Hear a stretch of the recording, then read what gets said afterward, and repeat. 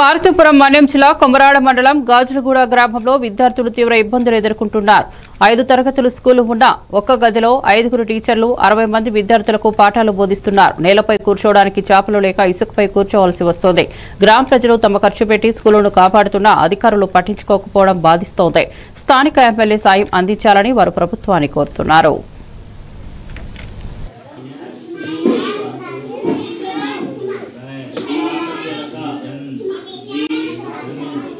గాజులగూడ గ్రామం అండి, కొమరాడ మండలము.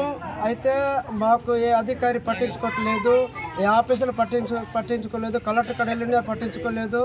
అయితే మేము మా పిల్లల భవిష్యత్తు కోసము మేము ఇంటింటికి 500 వేసి డబ్బులు కూడేసుకొని ఇక్కడ మనము కట్టించుకుంటే మంచిదని. అయితే ఇక్కడ 2, 3, 5 వరకు ఇక్కడే ఉంది కాబట్టి మేము ఇలాగా మా పిల్లల భవిష్యత్తు కోసము పిల్లల కోసం మేము బాధపడి రేకులు కొనుక్కొని ఇక్కడ బిల్డింగ్ దగ్గర వేసుకుంటున్నాము. అయితే మమ్మల్ని ఎవరు పట్టించుకోవట్లేదు. ఎన్ని తిరిగేమో ఎవరు పట్టించు